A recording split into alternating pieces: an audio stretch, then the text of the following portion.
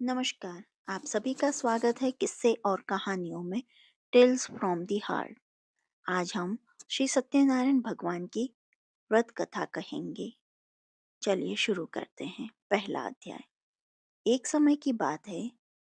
नैमिषारण्य तीर्थ में सौनकादि 28,000 ऋषियों ने श्री सूत जी से पूछा, हे प्रभु, इस कलयुग में वेद विद्या रहित मनुष्यों को प्रभु भक्ति किस प्रकार मिल सकती है तथा उनका उद्धार कैसे होगा? हे मुनि श्रेष्ठ, कोई ऐसा तप बताइए जिससे थोड़े समय से ही पुण्य मिले और मनवांछित फल भी मिल जाए। इस प्रकार की कथा सुनने की हम लोग इच्छा रखते हैं। सभी शास्त्रों के ज्ञाता सूत जी बोले, हे वैष्णवों, मैं पूज्य आप सभी की ने प्राणियों के हित के बारे में पूछी है, इसलिए मैं एक ऐसे श्रेष्ठ व्रत के बारे में आप लोगों को जरूर बताऊंगा जिसके बारे में नारद जी ने लक्ष्मी नारायण जी से पूछा था और लक्ष्मीपति श्री हरि ने नारद जी से कहा था। अब आप भी इसे सुनिए। एक समय की बात है। नारद जी दूसरों के हित की इच्छा के लिए अनेकों लोकों में घूमते हुए मृत्यु लोक में जा पहुंचे। यहाँ उन्होंने अनेक योनियों में जन्मे सभी मनुष्यों को अपने कर्मों के अनुसार पीड़ा झेलते हुए देखा। उनका दुख देख नारद जी सोचने लगे कि ऐसा क्या किया जाए जिससे निश्चित रूप से मानव के दुखों का अंत हो जाए। इसी विचार पर मनन करते हुए वह विष्णु लोक में गए। वहां वह नारायण की स्तुति करने लगे और बोले, हे भगवान, आप अत्यंत शक्ति से संपन्न हैं। निर्गुण स्वरूप सृष्टि के कारण भक्तों के दुख को दूर करने वाले, आपको मेरा प्रणाम। नारद जी की स्तुति सुन विष्णु भगवान बोले, मुनि श्रेष्ठ, आपके मन में क्या बात है, उसे निसंकोच कहो। इस पर नारद मुनि बोले कि मृत्युलोक में अनेक योनियों में जन्मे मनुष्य अपने कर्मों के द्वारा अनेकों दुख से दुखी हो रहे हैं। हे प्रभु, आप तो ये बताइए कि वो मनुष्य थोड़े प्रयास से ही अपने दुखों से छुटकारा पा सकते हैं। तब श्री हरि बोले, हे नारद, मनुष्यों की भलाई के लिए तुमने बहुत उत्तम प्रश्न पूछा है। स्वर्ग लोक व मृत्यु लोक दोनों में एक दुर्लभ उत्तम व्रत है जो पुण्य देने वाला है। आज प्रेम वश होकर मैं उसे तुमसे कहता हूँ। श्री सत्यनारायण भगवान का व्रत अच्छी तरह विधान पूर्वक करके मनुष्य तुरंत ही यहाँ सुख भोग कर मरने पर मोक्ष पाता है। श्री हरि के वचन सुन नारद जी बोले कि उस व्रत का क्या फल है प्रभु, और उसका विधान क्या है? यह व्रत किसने किया था? इस व्रत को किस दिन करना चाहिए? आप सब विस्तार पूर्वक बताएं। नारद की बात सुनकर फिर श्री हरि बोले, दुख व शोक को दूर करने वाला, यह सभी स्थानों पर विजय दिलाने वाला है। मानव को भक्ति व श्रद्धा के साथ शाम को श्री सत्यनारायण की पूजा धर्म परायण होकर ब्राह्मणों व बंधुओं के साथ करने के साथ ही शक्ति अनुसार भक्ति भाव से भगवान का भोग लगाएं, आरती गाएं और ब्राह्मणों सहित बंधु बांधवों को भी भोजन कराएं। उसके बाद स्वयं भोजन करें। कीर्तन भजन के साथ भगवान की भक्ति में लीन हो जाएं। इस तरह से सत्यनारायण भगवान का यह व्रत करने पर मनुष्य की सारी इच्छाएं निश्चय रूप से पूरी होती हैं। इस कलिकाली अर्थात कलयुग में मृत्यु लोक में मोक्ष का यही एक सरल उपाय बताया गया है। श्रीमन नारायण नारायण नारायण भज मन नारायण नारायण नारायण। श्री सत्यनारायण भगवान की जय। सत्यनारायण व्रत कथा का प्रथम अध्याय संपूर्ण। दूसरा अध्याय। श्री सूत जी बोले, हे द्विजो, अब मैं पुनः पूर्व काल में जिसने इस सत्यनारायण व्रत को किया था उसे भली भांति विस्तार पूर्वक कहूंगा। रमणीय काशी नामक नगर में कोई अत्यंत निर्धन ब्राह्मण रहता था। भूख और प्यास से व्याकुल होकर वह प्रतिदिन पृथ्वी पर भटकता रहता था। ब्राह्मण प्रिय भगवान ने उस दुखी ब्राह्मण को देखकर वृद्ध ब्राह्मण का रूप धारण करके उस द्विज से आदरपूर्वक पूछा, हे विप्र, प्रतिदिन अत्यंत दुखी होकर तुम किस लिए पृथ्वी पर भ्रमण करते रहते हो? हे द्विज श्रेष्ठ, यह सब बतलाओ, मैं सुनना चाहता हूँ। ब्राह्मण बोला, प्रभु, मैं अत्यंत दरिद्र ब्राह्मण हूँ और भिक्षा के लिए ही पृथ्वी पर घुमा करता हूँ। यदि मेरी इस दरिद्रता का कोई दूर करने का कोई उपाय हो तो मुझे बताइए। वृद्ध ब्राह्मण बोला, हे ब्राह्मण देव, सत्यनारायण भगवान विष्णु अभिष्ट फल को देने वाले हैं। हे विप्र, तुम उनका उत्तम व्रत करो, जिसे करने से मनुष्य सभी दुखों से मुक्त हो जाता है। व्रत के विधान को भी ब्राह्मण से यत्न पूर्वक कहकर वृद्ध ब्राह्मण रूपी रूपधारी भगवान विष्णु वहीं पर अंतर्धान हो गए। वृद्ध ब्राह्मण ने जैसा कहा है, उस व्रत को अच्छी प्रकार से वैसे ही करूंगा। यह सोचते हुए उस ब्राह्मण को रात में नींद नहीं आई। अगले दिन प्रातःकाल उठकर सत्यनारायण का व्रत करूंगा, ऐसा संकल्प करके वह ब्राह्मण भिक्षा के लिए चल पड़ा। उस दिन ब्राह्मण को भिक्षा में बहुत सा धन प्राप्त हुआ। उसी धन से उसने बंधु बांधवों के साथ भगवान सत्यनारायण का व्रत किया। इस व्रत के प्रभाव से वह श्रेष्ठ ब्राह्मण सभी दुखों से मुक्त होकर समस्त संपत्तियों से संपन्न हो गया। उस दिन से लेकर प्रत्येक महीने उसने यह व्रत किया। इस प्रकार भगवान सत्यनारायण के इस व्रत को करके वह श्रेष्ठ ब्राह्मण सभी पापों से मुक्त हो गया और उसने दुर्लभ मोक्ष पद को प्राप्त किया। हे विप्र, पृथ्वी पर जब भी कोई मनुष्य श्री सत्यनारायण का व्रत करेगा, उसी समय उसके समस्त दुख नष्ट हो जाएंगे। हे ब्राह्मणों, इस प्रकार भगवान नारायण ने महात्मा नारद जी से जो कुछ कहा, मैंने वह सब आप लोगों से कह दिया। आगे अब और क्या कहूँ, इसे सुने। इस पृथ्वी पर उस ब्राह्मण से सुने हुए इस व्रत को किसने किया, हम सब वह सब सुनना चाहते हैं। उस व्रत पर हमारी श्रद्धा हो रही है। श्री सूत जी बोले, मुनियों, पृथ्वी पर जिसने यह व्रत किया उसे आप लोग सुने। एक बार वह द्विजश्रेष्ठ अपनी धन संपत्ति के अनुसार बंधु बांधवों तथा परिवारजनों के साथ व्रत करने के लिए उद्यत हुआ। इसी बीच एक लकड़हारा वहां आया और लकड़ी बाहर रखकर उस ब्राह्मण के घर गया।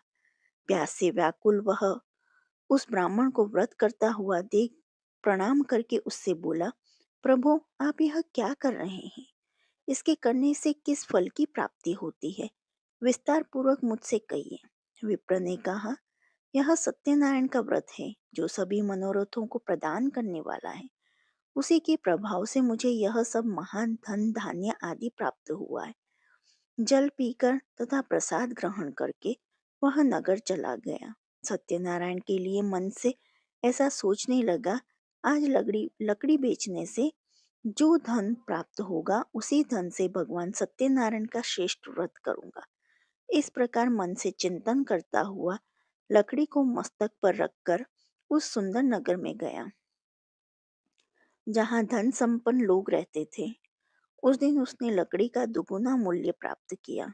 इसके बाद प्रसन्न हृदय होकर वह पके हुए केले का फल, शर्करा, घी और गेहूं का चूर्ण सवाया मात्रा में लेकर अपने घर आया। तत्पश्चात अपने बांधवों को बुलाकर विधि विधान से भगवान शिव सत्यनारायण का व्रत किया। उस व्रत के प्रभाव से वह धन पुत्र से संपन्न हो गया और इस लोक में अनेक सुखों का उपभोग कर अंत में सत्यपुर अर्थात वैकुंठ लोक चला गया। श्रीमन नारायण नारायण हरि हरि, भजमन नारायण नारायण हरि हरि। श्री सत्यनारायण भगवान की जय। सत्यनारायण व्रत का द्वितीय अध्याय संपूर्ण। तीसरा अध्याय। सूत जी बोले, हे श्रेष्ठ मुनियों, अब आगे की कथा कहता हूँ। पहले के समय में उल्कामुख नाम का एक बुद्धिमान राजा था। वह सत्यवक्ता और जितेंद्रिय था। प्रतिदिन देव स्थानों पर जाता और निर्धनों को धन देकर उनके कष्ट दूर करता था। उसकी पत्नी कमल के समान मुख वाली तथा सती साध्वी थी। भद्रशिला नदी के तट पर उन दोनों ने श्री सत्यनारायण भगवान का व्रत किया। उसी समय साधु नाम का एक वैश्य आया। उसके पास व्यापार करने के लिए बहुत सा धन भी था। राजा को व्रत करते देखकर वह विनय के साथ पूछने लगा, हे राजन, भक्ति भाव से पूर्ण होकर आप यह क्या कर रहे हैं? मैं सुनने की इच्छा रखता हूँ, तो आप कृपा करके मुझे बताइए। राजा बोला, मैं अपने बंधु बांधवों के साथ पुत्रादि की प्राप्ति के लिए श्री सत्यनारायण भगवान का व्रत व पूजन कर रहा हूँ। राजा के वचन सुन साधु आदर से बोला, हे राजन, मुझे इस व्रत का सारा विधान कहिए। मैं भी इस व्रत को करूँगा। मेरी भी संतान नहीं है और इस व्रत को करने से निश्चित रूप से मुझे संतान की प्राप्ति होगी। राजा से व्रत का सारा विधान सुन व्यापार से निवृत्त हो वह अपने घर गया। साधु ने अपनी पत्नी को संतान देने वाले इस व्रत का वर्णन कह सुनाया और कहा कि जब मेरी संतान होगी तब मैं इस व्रत को करूंगा। साधु ने इस तरह के वचन अपनी पत्नी लीलावती से कहे। एक दिन लीलावती पत्नी के साथ आनंदित हो सांसारिक धर्म में प्रवृत्त होकर सत्यनारायण भगवान की कृपा से गर्भवती हो गई। 10वें महीने में उसके गर्भ से एक सुंदर कन्या ने जन्म लिया। माता पिता ने अपनी कन्या का नाम कलावती रखा। एक दिन कलावती ने माँ लीलावती से अपने पति को याद दिलाया कि आपने सत्यनारायण भगवान की जिस व्रत को करने का संकल्प किया था उसे करने का समय आ गया है। आप इस व्रत को करिए। साधु बोला कि हे प्रिय, इस व्रत को मैं उसके विवाह पर करूंगा। इस प्रकार अपनी पत्नी को आश्वासन देकर वह नगर को चला गया। साधु ने एक बार नगर में अपने कन्या को सखियों के साथ देखा तो उसे लगा कि उसकी कन्या अब विवाह योग्य हो गई है और उसने कन्या के योग्य वर ढूंढने का शुरू किया। एक दिन साधु की बात को ध्यान में रखते हुए एक नगर में पहुंचा और वहां देखभाल कर लड़की के सुयोग्य वाणिक पुत्र को ले आया। सुयोग्य लड़के को देख साधु ने बंधु बांधवों को बुलाकर अपनी पुत्री का विवाह कर दिया। लेकिन दुर्भाग्य की बात यह है कि साधु ने अभी भी श्री सत्यनारायण भगवान का व्रत नहीं किया। इस पर श्री भगवान क्रोधित हो गए और श्राप दिया। अपने कार्य में कुशल साधु बन्या जमाई को लेकर समुद्र के पास स्थित होकर रत्नासारपुर नगर में गया। वहां जाकर दामाद ससुर दोनों मिलकर चंद्रकेतु राजा के नगर में व्यापार करने लगे। एक दिन भगवान सत्यनारायण की माया से एक चोर राजा का धन चुराकर भाग रहा था। उसने राजा के सिपाहियों को अपना पीछा करते देख चुराया हुआ धन वहां रख दिया जहां साधु अपने जमाई के साथ ठहरा हुआ था।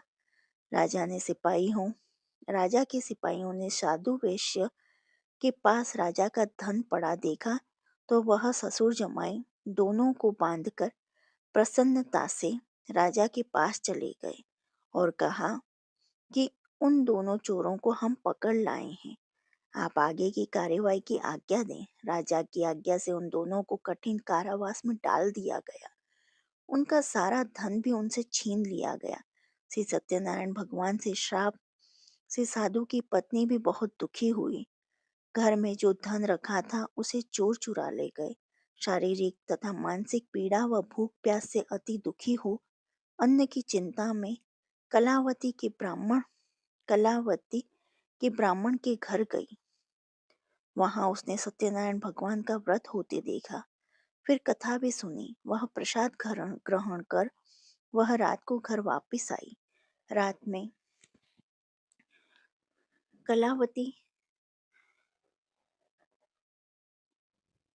रात को घर वापस आई। माता की ने कलावती से पूछा, हे पुत्री, अब तक तुम कहाँ थी? तेरे मन में क्या है? कलावती ने अपनी माता से कहा, हे माता, मैंने एक ब्राह्मण के घर श्री सत्यनारायण भगवान का व्रत देखा है। कन्या के वचन सुन लीलावती भगवान के पूजन की तैयारी करने लगी।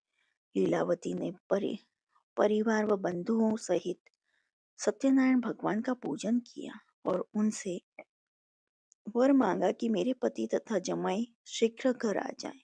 साथ ही यह प्रार्थना भी की कि हम सबका अपराध क्षमा करें। श्री सत्यनारायण भगवान इस व्रत से संतुष्ट हो गए और राजा चंद्रकेतु को अपने दर्शन देकर कहा, हे राजन, तुम उन दोनों वैश्यों को छोड़ दो और तुमने उनका जो धन लिया है उसे भी वापस लौटा दो। अगर ऐसा नहीं किया तो मैं तुम्हारा धन, राज्य व संतान सभी को नष्ट कर दूंगा। राजा को यह सब कहकर वह अंतर ध्यान हो गए। प्रातःकाल सभा में राजा ने अपना सपना सुनाया, फिर बोले कि उन दोनों को कैद से मुक्त कर सभा में लाओ। दोनों ने आते ही राजा को प्रणाम किया। राजा बोला, महानुभावों, भाग्यवश ऐसा कठिन दुख तुम्हें प्राप्त हुआ है, लेकिन अब तुम्हें कोई भय नहीं है। ऐसा कहकर राजा ने उन दोनों को नए वस्त्राभूषण भी पहनाए। जितना धन उनको दिया था उससे दुगुना कर वापस कर दिया। दोनों वैश्य अपने घर को चल दिए। श्रीमन्नारायण नारायण हरि हरि, श्रीमन्नारायण नारायण हरि हरि। श्री सत्यनारायण भगवान की जय। श्री सत्यनारायण भगवान व्रत का तृतीय अध्याय संपूर्ण। चौथा अध्याय। श्री सूत जी बोले, साधु बन्या मंगलाचरण कर और ब्राह्मणों को धन देकर अपने नगर के लिए चल पड़ा। साधु के कुछ दूर जाने पर भगवान सत्यनारायण की उसकी सत्यता की परीक्षा के विषय में जिज्ञासा हुई। साधु, तुम्हारी नाव में क्या भरा है? तब धन के मद में चूर दोनों महाजनों ने अवहेलना पूर्वक हंसते हुए कहा, दंडी, क्यों पूछ रहे हो? क्या कुछ द्रव्य लेने की इच्छा है?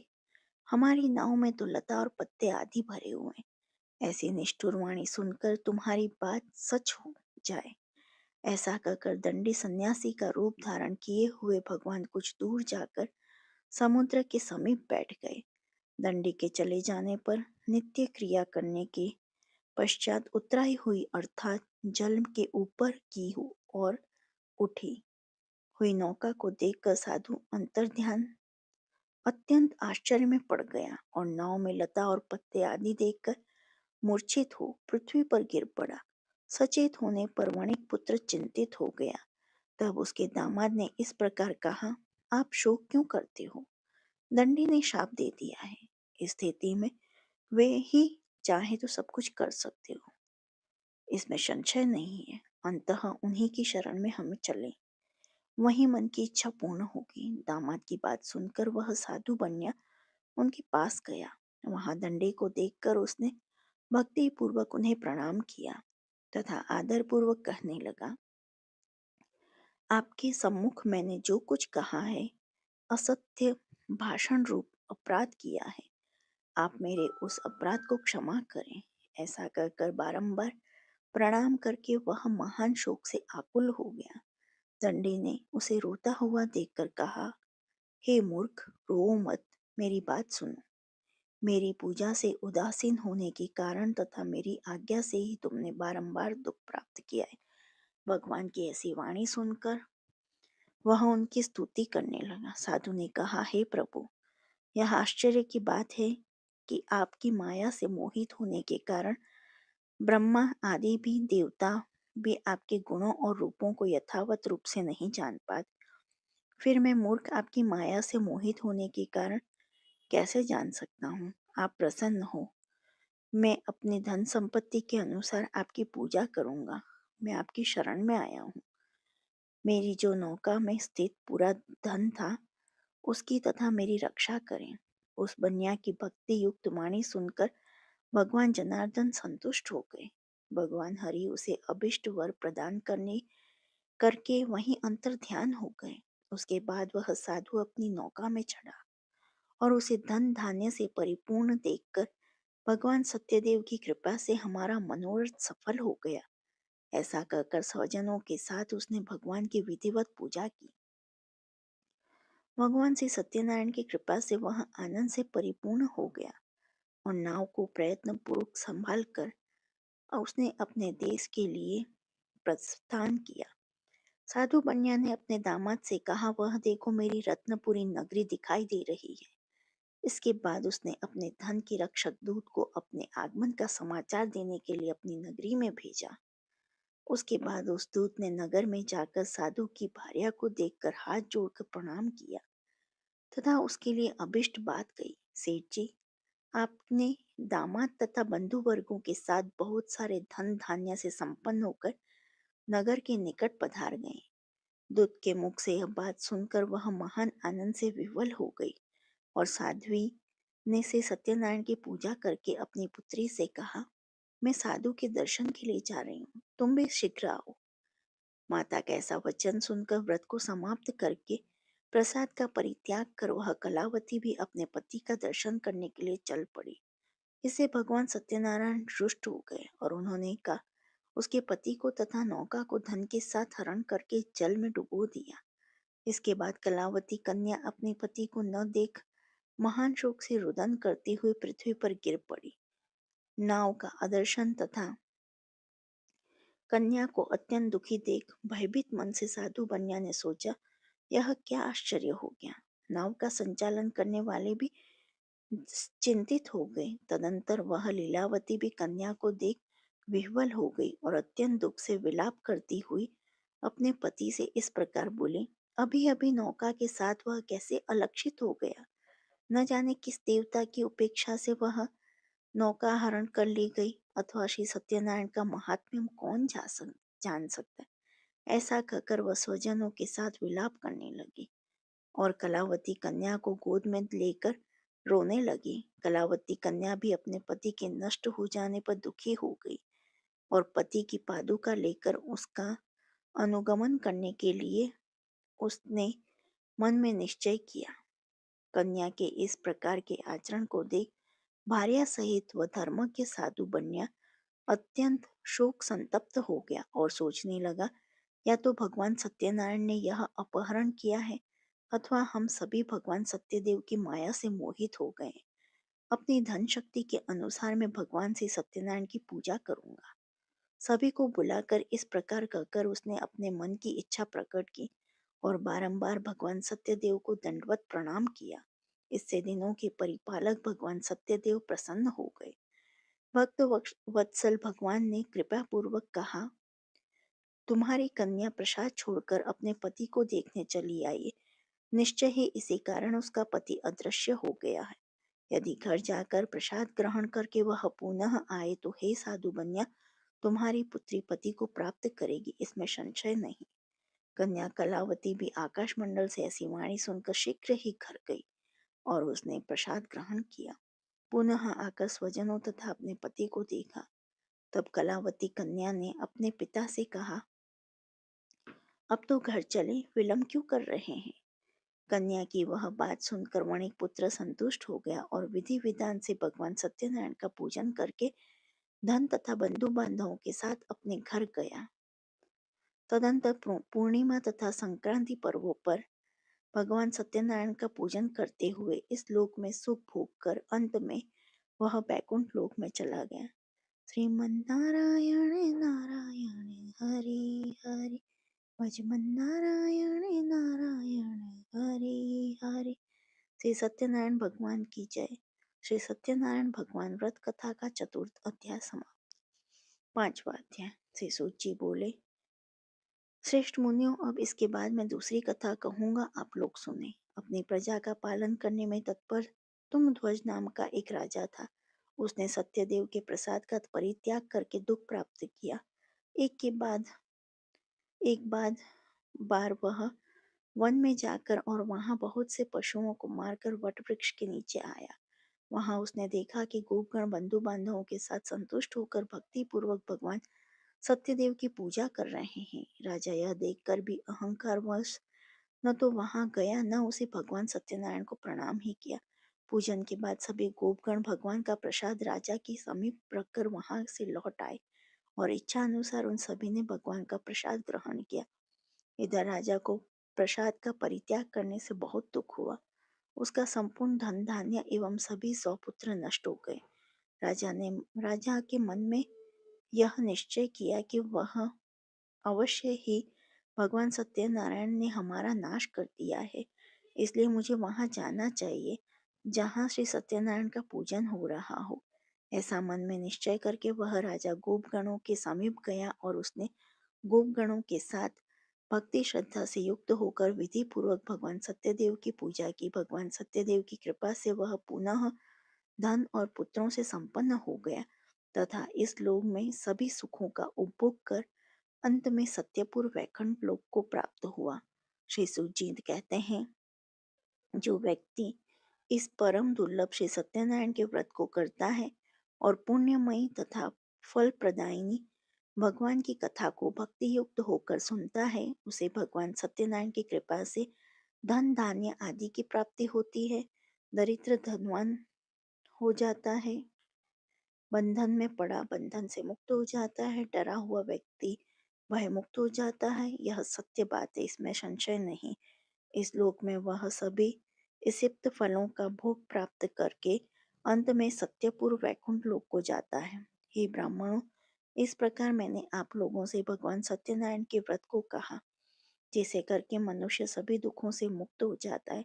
कलयुग में तो भगवान सत्यदेव की पूजा विशेष फल प्रदान करने वाली है। भगवान विष्णु को ही कुछ लोग काल, कुछ लोग सत्य, कोई ईश, कोई सत्यदेव तथा दूसरे लोग सत्यनारायण नाम से कहेंगे। अनेक रूप धारण करके भगवान सत्यनारायण सभी का मनोरथ सिद्ध करते हैं। कलयुग में सनातन भगवान विष्णु ही सत्यव्रत रूप धारण करके सभी का मनोरथ पूर्ण करने वाले होंगे।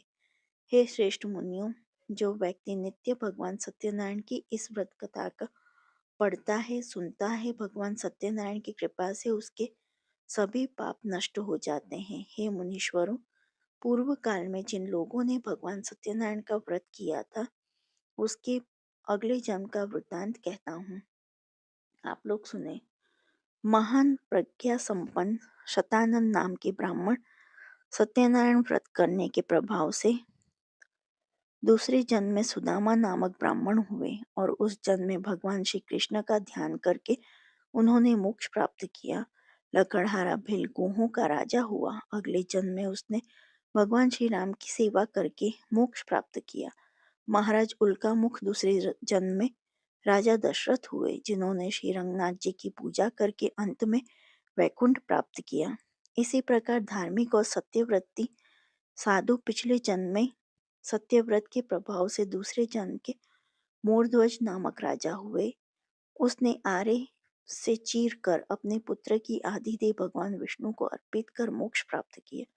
महाराज तुंगध्वज जन्म जन्मांतर में स्वयंभू मनु हुए और भगवत संबंधी संपूर्ण कार्यों का अनुष्ठान करके वैकुंठ लोक को प्राप्त हुए। जो गोपगण थे, वे सब जन्मांतर में ब्रजमंडल में निवास करने वाले गोप हुए। सभी राक्षसों का संहार करके उन्होंने भी भगवान का शाश्वत धाम गोलोक प्राप्त किया। इस प्रकार से स्कंद पुराण के अंतर्गत रेवा खंड में से सत्यनारायण व्रत कथा का यह 5वां अध्याय पूर्ण हुआ। श्रीमन्नारायण नारायण हरि हरि, श्रीमन्नारायण नारायण हरि हरि। श्री सत्यनारायण भगवान की आरती।